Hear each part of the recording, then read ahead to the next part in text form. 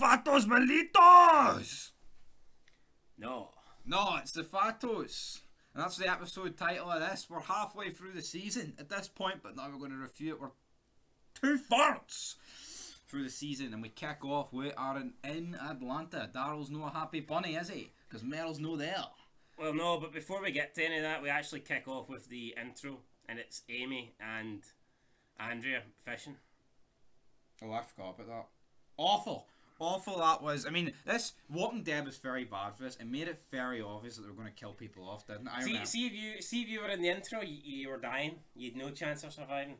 Yeah, literally, like it's a very cheap way of, oh fuck, we haven't built these people up, so we'll just give them 3 minutes at the start of an episode. 3 minutes of character development just so we can wipe them out later on in the show. What they were going for is that their dad taught them different stuff, and then they were near Green because we were different. Oh, what they fucking do? What was this? I know, like, oh, we're not the same. We're different people. At this point, I think there's like a 12-year age gap. So Andrea's like early 30s and she's like early 20s, and we're supposed to believe, and it's like almost groundbreaking that they've found it out at this age. Should they not have established this? Oh, I don't know, about fucking 2 decades ago. Yeah, I mean, I just don't get it. Andrea's dad taught her how to catch fish and I'm assuming kill them and stuff like that and eat them, whereas he taught Amy how to catch them and release them. I mean, this was cringy, it wasn't it? It was fucking atrocious. And they're sharing a wee moment about their dad on the boat. Funnily enough, where is their dad? Miami. I think they were questioning, do you think it's bad in Miami? Again, we're 70 odd days in here. It's not a week or a couple of days. If you haven't heard word from fuck all or anything. Again, this kind of goes back to what I was originally saying in the last review. Like, I mean, I think if it was two brothers sitting in a boat, they'd be on the way to Miami to try and see if their dad's okay. Whereas their mum and dad. Whereas these two are sitting in a boat just hoping their father is okay. And I mean, Shane and Rick asked the question at the start of the season, at the start of the series, what's the difference between men and women? I mean, I don't think two brothers would be sitting in a boat talking about things that their father used to teach them. I think they would be actively trying to rescue their father. But here, each to their own. Each to their own. I mean, you've got Morello's. He's got his kids.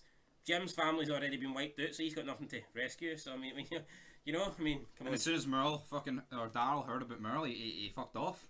Yeah, to find him. With the gang. But yeah, Jim also in the intro, he's digging some graves. As the Undertaker, who knows what's going on with Jimmy boy. Well, look at Amy. I mean, in the last episode, episode 2, when they were trapped in Atlanta, she was wanting Shane go get them. Why don't you go, Amy? Exactly, it's your sister, why don't you go? But yeah, let's move on then. We've got the Undertaker Jim. The Under Jim. He's digging graves. Taking names, digging. May as well just wipe this story arc out right now. Dale basically informs the group this guy's a bit weird. Yeah, Dale's worried that he's digging graves. I mean, let's be real. I think there could be probably more worrying things in this zombie apocalypse than some guy digging graves. Like Dale tells the group and he points up. It's like it's gonna be a less dramatic reveal. Like, it's just some guy with a shovel. Why didn't Dale just fucking Triple H? Why didn't Dale just go up and say, "Yo, Jim, what are you doing?" I know. Why did the whole group? Actually, looking back, why did the whole group need to go up? It must be because they need Shane to fucking hold their hand, like, you know. Oh, Dale can't, like. I know, but could Dale and Shane not have just went up? Even then, I don't. Did Dale really need to tell her? Could Dale not have went and spoke to Jim, and then if he thought, okay, that's a bit, then go and speak to the group? Yeah. Why didn't Dale just go, "Hey Jim, what you doing here?" You know what? Shane was actually being dead on when confronting him here, and then Jim jumps down his throat, was like, "Why were you getting involved in their marriage? Why did you beat him up?" So Jim here sympathising with a wife beater. Yeah, no, Shane says, Shane's like worried about Jim. He says, "Why don't you take a wee break, and then, you know, after a while, if you want, I'll come up and I'll help you dig." So Shane's willing to fucking help him dig. Shane's trying to dig him out of a hole here, literally. But Jim's like, "Or else what? Are you going to beat my face like Ed Peltier?" Shane says that was different. I think it was Amy that stood up for Shane, says that you don't understand, Jim. Ed was hurting his wife. And then Jim goes into some rant about, "That's not his marriage. He doesn't..." What? So what would Jim, like, out of curiosity, see if Ed was pure beating the shit out of Carol, would Jim just stand there and watch? Yeah, this is some good shit. This is what I used to do to my wife and my boys. And then Jim, Shane tries to take the shovel off Jim. Jim swings the shovel at Shane. Shane ducks, takedown on Jim, UFC style, Jim's doing. Tell you what, like, Shane, he's got a good record on this show. He has, he's unbeaten so far. Like, takes Rick with a knife. Takes down Jim. Shane tells him it's going to be all right. And and he starts freaking out. He says, "That's what I told them. It's not going to be okay." And that's that scene over for a wee bit. Yep, back to Atlanta. First time we visit Atlanta. We might be a wee bit out of sync here, but let's just... Yeah, I feel like we had that. Nothing else happens in the core group besides them bringing fish back and Morales. But my kids are not going to go hungry tonight. Well, do they normally go hungry? You know, but yeah, Daryl leads them on the trail for Merle. Says he must have used his belt. There's not too much blood, but he says not too much blood. There's literally a whole blood trail for about 15 minutes of screen time. Yeah, but this essentially leads to a cooker, and they've realised that he's hanged the... Cauterized the wound. Cauterized, that's the big word they're using. Right, that's but Merle's dropped quite a lot of walkers. Yeah, there's a lot of walkers there as well, and there's also like a window smashed, and we can see a towel outside the window and blood, so Merle's obviously escaped outside a window. They're questioning why is he going into the tower, is he crazy? Daryl's like, no one can kill Merle except Merle. Rick says that blood loss can kill anyone, but I mean, it's like Rick has to point at the obvious. It's like, oh no, fucking shit, Rick. He does it in such a shit fucking way. There's just nothing comedic or fun about Rick, isn't there? I mean, I like him, that he's a officer friendly, you know what I mean? I like that part of Rick, but... He's as fucking bland as shit gets. He's as bland as a cup of tea with no milk and sugar. Yeah. That's, you know what I mean? He's like, yeah, he's got the tea bag, but he doesn't have the fucking... He's as bland as a margarita pizza with no dips. Oh, man, I could still eat one. Look. Depends where it's for. Aye. But yeah, now the plan is to get the guns. Glenn then gets this whole diagram out, right, well, I'm there, you two are there, Daryl's in the alley. And they can cover me from both sides. If I get trapped, I can run back or I can run forward. So Glenn's setting up the formation here. But see, this showed to me that these walkers, they're not even that quick. Like, you could fucking easily outrun them. Well, see. Like, if Rick was on foot when he showed up in the pilot, he would have been alright. But it's the fact he fell off the horse like a fucking retard. What? Even then, I think he should have had time. That's not. He fucking waited. No, he's an idiot. I don't know what he done, but he was free of zombies, then the next minute the zombies are all around him. And it's a bit unrealistic how not one of them took a chunk out his leg or something. But anyway, moving on. I actually think we forget how fast these zombies were in Season 1 compared to later seasons. True, but I mean, they're not actually, like, I mean, they're not running. No, but when Shane and, when Rick and Glenn were running away from them in Guts, then they jumped over the fence. They were moving pretty fast then. Moving pretty fast. They're moving pretty fast here for Glenn, but Glenn manages to get the bag. But this does make sense. At the start of the outbreak, you know, they would be moving quicker. See, when you're like 10, 15 years in, they're all decomposed and shit. I mean, they shouldn't even be moving at all, really, should they? Their bones should be fucking feeble. Yeah. Not good. But yeah, Glenn manages to get the bag. He's about to go back into the alley. We've got T-Dog and Rick here. For some reason, when they actually meet up again, they run down this... like the alley. It was a weird plan. Like, I just didn't really see the point in it. But then this Mexican guy, it looks like he's a prospect. He runs down. Daryl then fucking gets him up against the wall, and he's like, "Hick, what do you?" Calls him a hick. Calls him a hick. Some two other fucking specs jump in and start beating up Daryl. Pretty sure he's in the Mayans. This guy. They try to kidnap Glenn. Like, Daryl shoots one of them with an arrow to the ass. Their whole reason for being there was the bag of guns, but they decide that they ain't going to take the bag of guns, they're going to take Glenn instead. No, they actually could have very easily got the guns here. I mean, Glenn was right beside the guns. Yeah, couldn't I just fucking dropped Glenn and picked up the guns? I'll be honest, I completely forgot this even happened. Yeah, they drove off, and then T-Dog and Rick appear.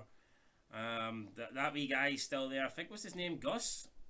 Was it Felipe? Gus? I don't know. George with a J. George with a J. It was something Hispanic. Daryl says he's going to beat his ass. Shows the hand of Merle basically to intimidate him. He's like, "This happened to the last boy that played with me, man." Sounds a bit nonsense, like, but yeah, Daryl basically, and the guy starts freaking out. And you know what? This is like a really weird dynamic here. You've got a sheriff, a black guy, a hick, and an Asian. I mean, what? And then four men walked into the bar.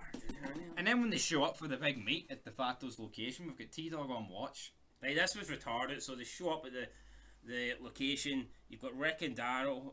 Rick and Daryl on foot. the Mexicans come out. The leader's called what? What's the leader called? Felipe? Yep. No, Felipe's the guy who got shot in the ass. It's Gus. Gus.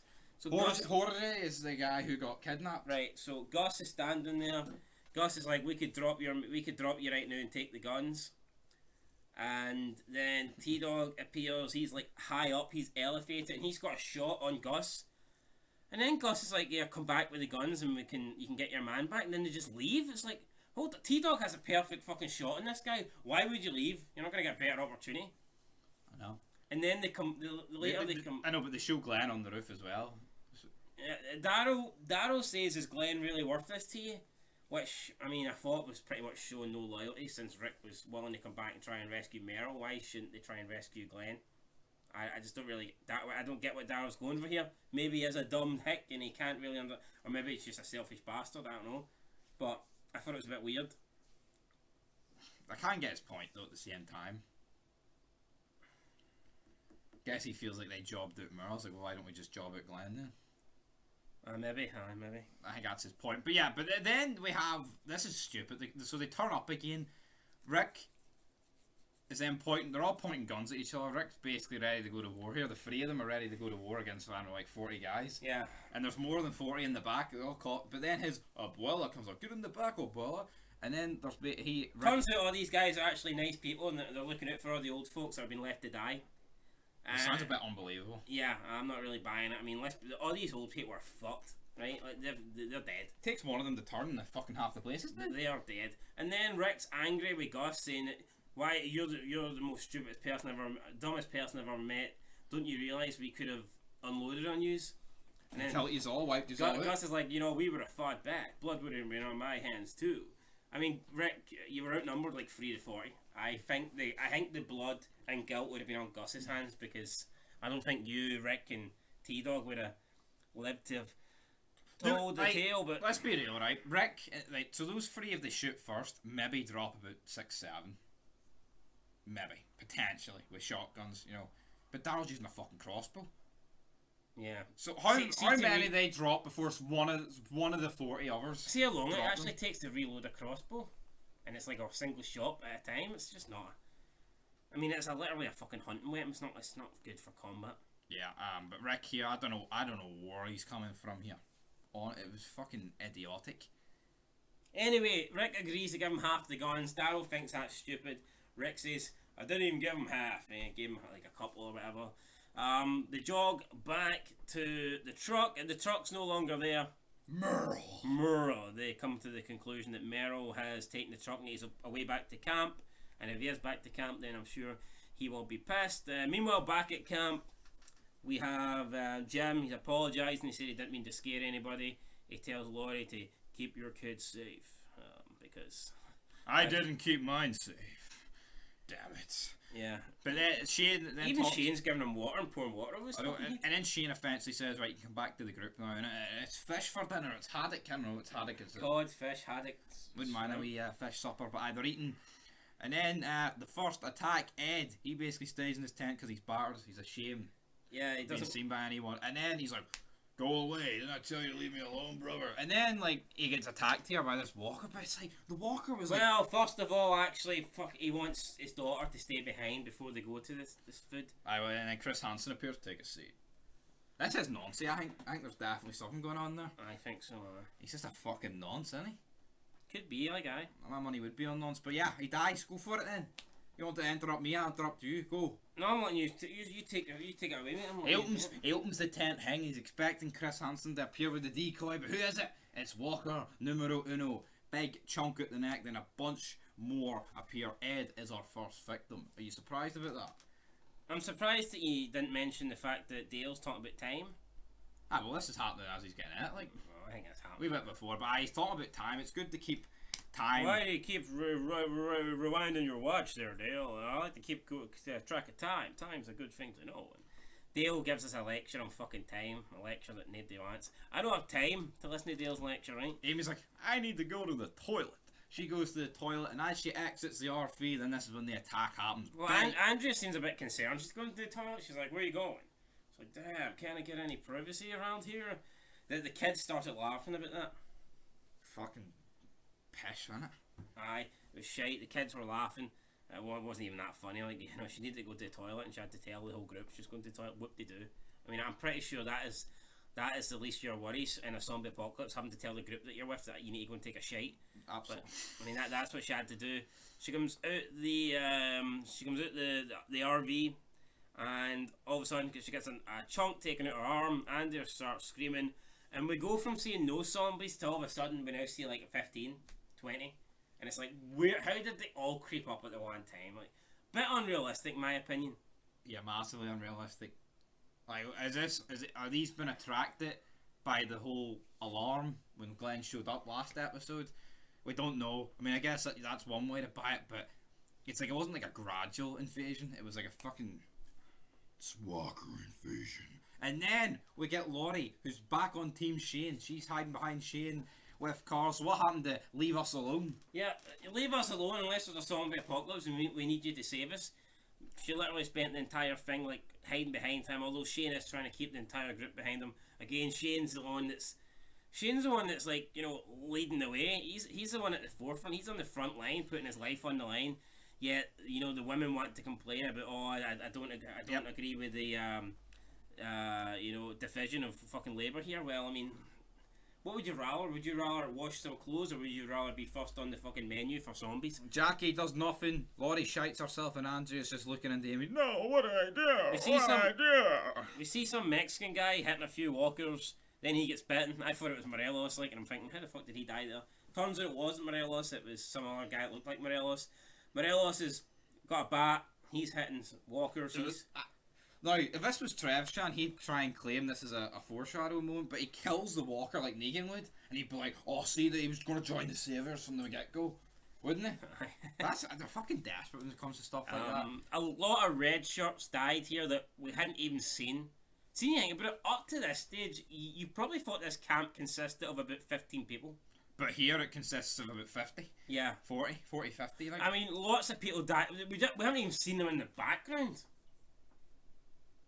Like, see outside of, who's in this camp? You got Shane, before Rick, right? You got Shane, Laurie, Carl, Glenn, T-Dog, Dixon Brothers, Dale, Jim, Andrea,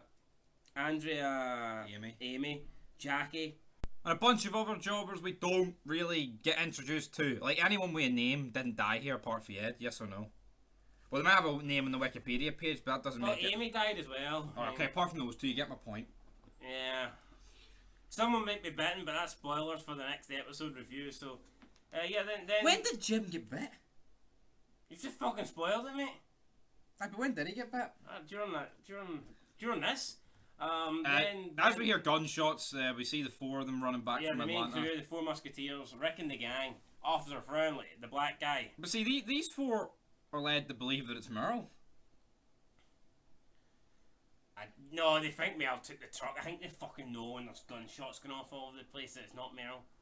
I really doubt Merle. I know, but they did say maybe Merle's taking his vengeance back to camp, or did you miss that line? Yeah, that was when they stole the truck. It wasn't when they heard the gunshots. But maybe they thought fuckers Merle's laying the smack down here. Well, maybe they thought, but he wasn't Merle. Right, it begs the question, right? Where the fuck did Merle go? Would he not go back to camp to see if Daryl's there? I'm sure he alludes to, well, but see, we can't. Listen, no fucking spoilers, you. Ugh. So we have to wait 2 seasons so I can talk about that? Merle says later. People don't even know he's alive, right? They're spoiling it for them. What about the 2 people that haven't seen The Walking Dead yet? I'm sorry. Well, Merle says that he was in a bad shape when he was found, so maybe the governor was in Atlanta at the same time and fucking just picked him up and be like, here, mate, one with us. Maybe that's what happened. And then he couldn't. Maybe that's what happened. Then when he got nursed back to health, he went back and Daryl wasn't there because the camp were gone at the CDC. Spoiler. But yeah, the gang show up. I mean, there's so many walkers here, and then these four just deal with them all. Yeah. But then again, they did have all the guns. Like, I mean. Yeah, it was a strong booking. Daryl laying the smackdown, right? Glenn, T-Dog getting their aim in. So we'll find out, guys, next episode. Did the returning four save the group, or did the returning four actually screw the group by leaving in the first place and leaving them short-handed? We'll find out next time. See what I look at it though, right? Ed still would have died and Amy still would have died because they were surprise attacks. The rest, you could argue, if more people were there, they could have helped. So anyone meaningful would have still died. Anyone not meaningful might not have died. But we have to rate the episode. I think it was better than 3.